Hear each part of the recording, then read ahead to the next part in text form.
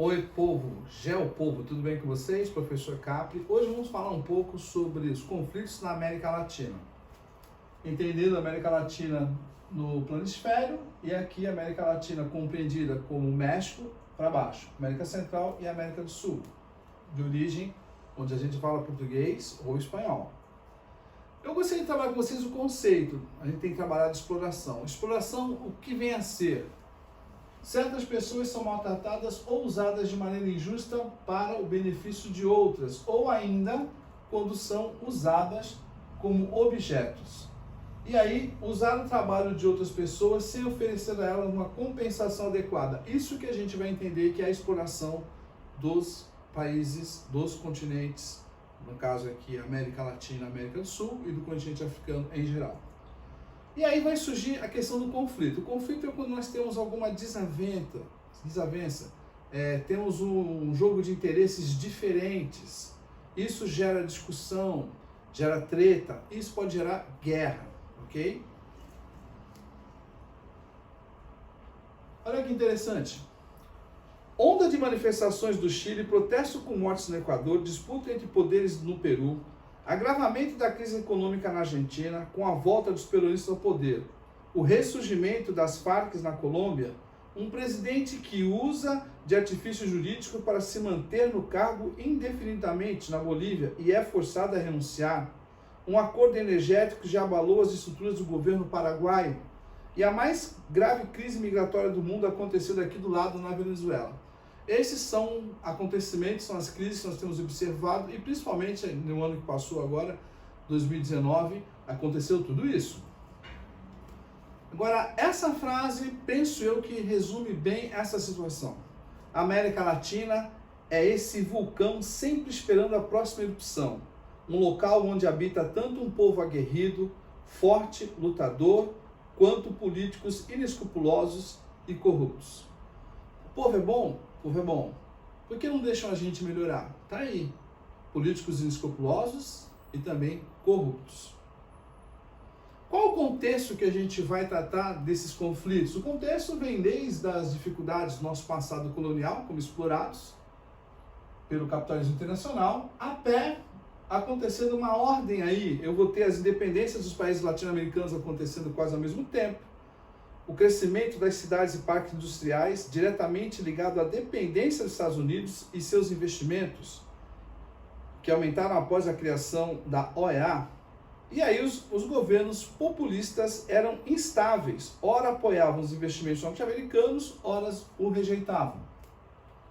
Dando uma sequência cronológica, nós tivemos uma revolução em Cuba, então começa a vir para cá a esquerda, o socialismo, o comunismo, entre aspas, bem distinta a coisa aqui.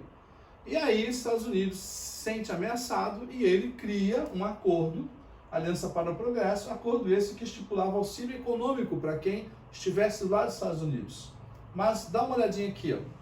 Esse medo do socialismo somado aos desgostos pelos governos populistas fez com que a elite apoiasse os militares em golpes de Estado e ditaduras que se instalaram em toda a América Latina entre os anos 60 e 70. Quando a gente fala disso, aí eu vou lembrar aqui, ó, da Guerra das Malvinas. Foi um episódio na década de 80, Malvinas para os argentinos e Falklands para os ingleses, onde a Argentina arrumou um argumento, uma desculpa para desviar a atenção do que estava acontecendo lá, para chamar o nacionalismo argentino. E foi assim, ultrajante, humilhante. Um quarto da 7ª Esquadra Britânica acabou com a guerra em pouco tempo. Aí nós vamos ter 80, a maioria dos governos da região eram ditaduras de vários tipos. Aí começa a surgir na década de 90, o mundo vê a América Latina passando pelas crises. Em 2000, os governos eleitos passaram a predominar. A globalização da década de 1990 ajudou a América Latina a deixar para trás a década perdida. É aquele período que nós tivemos estagnado no mundo, né, como um todo. E aí, a partir dos anos 90, a América Latina deixou para trás décadas de dívida externa, inflação e estagnação, obtendo a recuperação da democracia e da economia, possibilitando consignar noções de direitos humanos, cidadania, integração política e economia regional. Olha quanta coisa importante, gente. Direitos humanos, cidadania, integração política e economia regional, para que a gente pudesse melhorar. Direitos. Então, povo, nos anos 90 aparece então o neoliberalismo. Já havia surgido nos Estados Unidos e na Europa. Na América Latina, o neoliberalismo ele não promoveu a igualdade nem a democracia, e configurou-se um processo confuso. Daí eu vou ter uma outra onda de acontecimentos, onde os governos de esquerdas de linha socialista começam a ganhar mais espaço. Então nós vamos ter, importante lembrar que na América Latina permaneciam os vínculos sólidos da dominação que eram fundamentados principalmente no poder opressor dos latifundiários, né? As elites que ainda mandavam, eram os antigos donos de terra, aqueles que têm dinheiro, e grande parte da população vivia em situação de pobreza. Essa classe era marginalizada e o processo eleitoral envolvia apenas cidadãos mais poderosos e com capacidades financeiras estáveis. Nem todo mundo tinha o privilégio de poder participar. Aí a América Latina vai passar em 90 de novo, retrocedendo por indicadores sociais, desemprego, queda de saúde, escolaridade, crescimento da violência e da instabilidade. Surge então, em protesto a essas formas neoliberais, o quê? Movimentos sociais de resistência ao mundo capitalista. Uma das coisas que eu acho interessante também notar é que nós tivemos um avanço dos direitos civis em geral, como por exemplo, movimentos ecológicos, da natureza, de gênero, os movimentos indígenas, dos negros, dos direitos humanos e etc. Isso ajudou a fortalecer a sociedade civil. Direitos foram conquistados. Países como Argentina, Bolívia, Brasil, Uruguai e Venezuela, alguns menos, outros radicais, buscam alternativas para o imperialismo em seus territórios. Segue então a vitória dos governos centro-esquerda nos países da América Latina no século XXI. Mas aí vem uma questão. O fracasso do populismo refletido na terrível crise econômica dos anos 80 contribuiu para que alguns líderes populistas mudassem sua forma de pensar.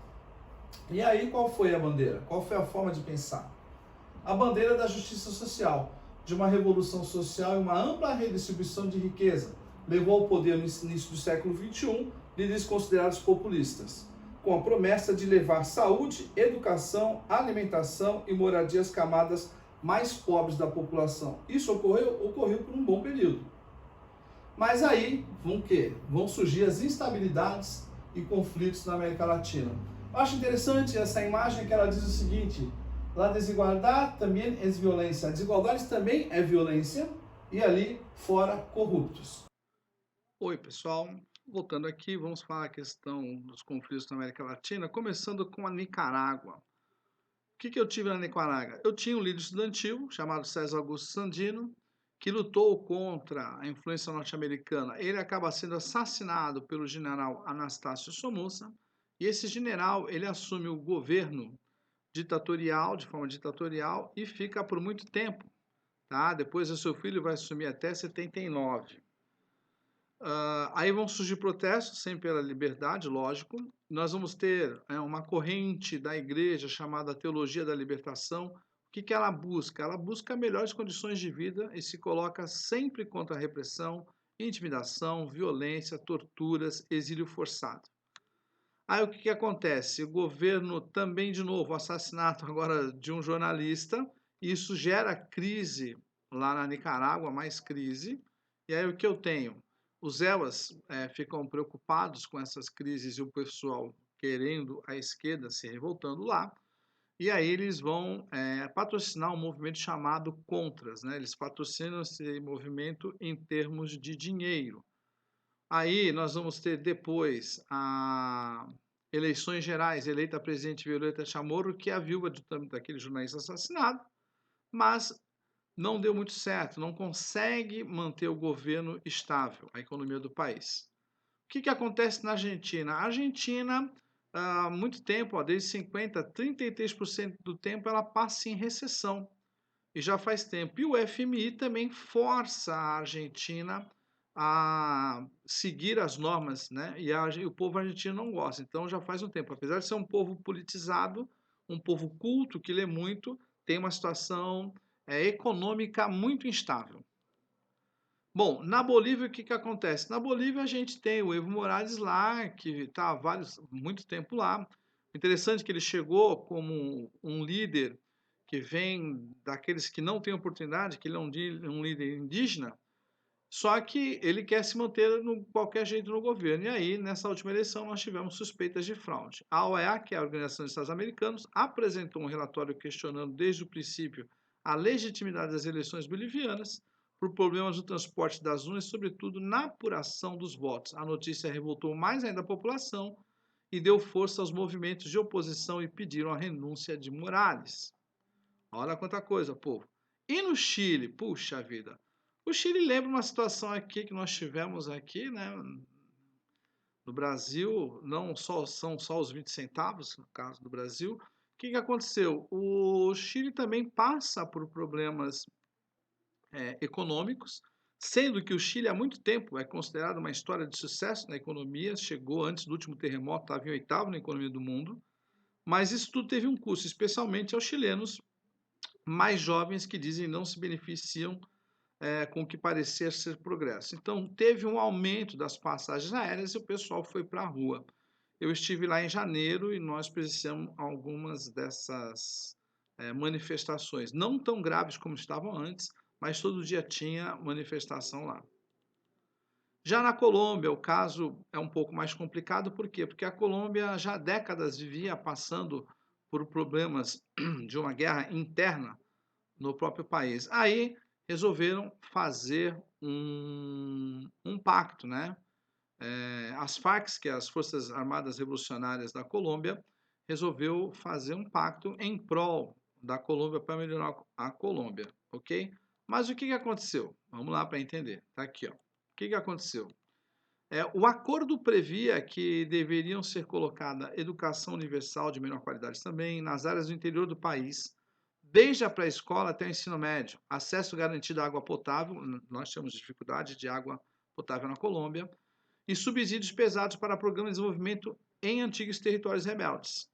Aqui embaixo tem um mapa aqui mostrando a região de plantação de coca, né? Tinha um problema lá. Mas não deu para cumprir esses acordos. Por quê? Porque faltou grana. Aí volta a ter uma situação tensa na Colômbia. No Equador, muito semelhante a outro país, nós vamos falar daqui a pouco, qual era o problema? O Equador é um grande produtor de petróleo também e subsidiava muitas coisas. O que aconteceu? Foi obrigado, o presidente estava lá, foi obrigado a criar um corte nesses subsídios, aí o povo não gostou e acabou indo para a rua também. Já no Paraguai, nós temos um problema que há alguns tempos também de corrupção no Paraguai.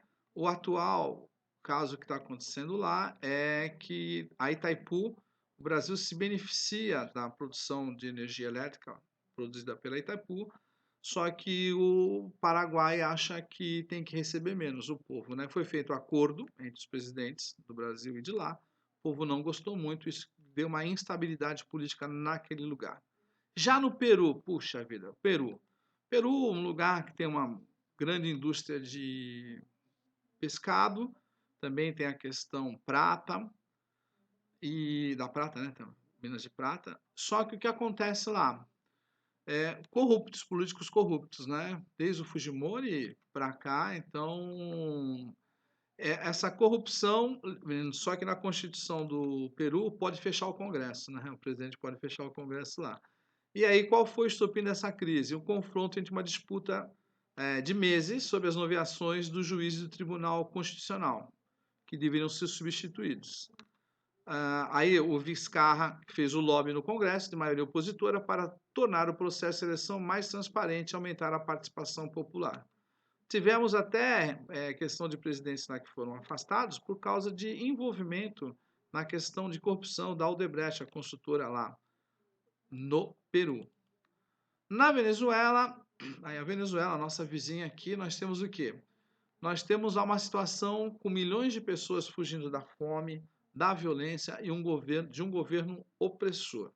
Para entender como é que chegou-se nesse estado, a gente tem o quê?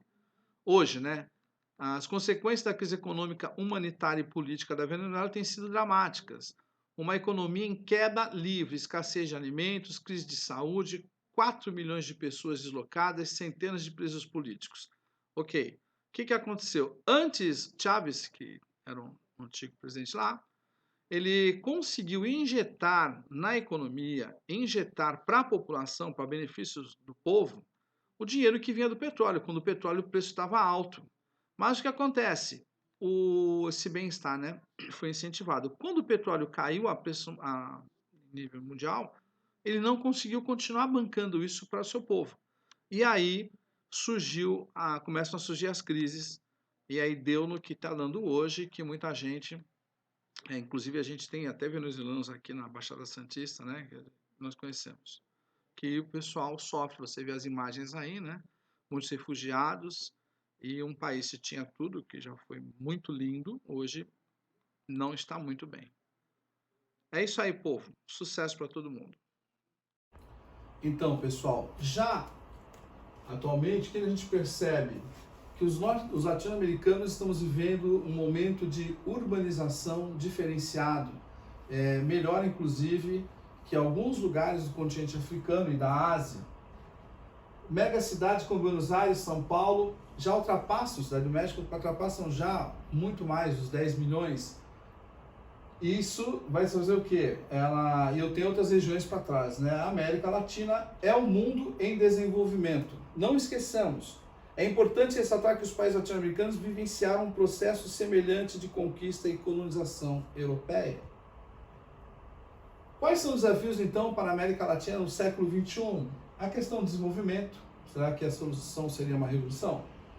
A democratização, junto com uma modernização, e a questão de sanar o problema das desigualdades. Existe um índice mundial que vai falar sobre a questão da democracia no mundo, né? E diz que o Brasil é considerado uma democracia falha. O que ele está levando em consideração? Leva em consideração o processo eleitoral e o pluralismo, ou seja, mais de um partido, liberdades civis, funcionamento do governo, participação política e cultura política. E nós temos essa média aqui no Brasil, tá? Cultura política pouco. Tá aí, eu e você precisamos aprender mais sobre política, praticar política. Política é uma coisa ruim. Aqui é o mapa explicando como é que é a democracia no mundo. Vamos reparar que eu tenho algumas áreas aqui de instabilidade na América Latina, não tão boas como a gente gostaria, e na África bastante instabilidade. Bom, aqui eu acho importante nós lembrarmos o seguinte: temos que tomar cuidado do presente e no futuro da democracia.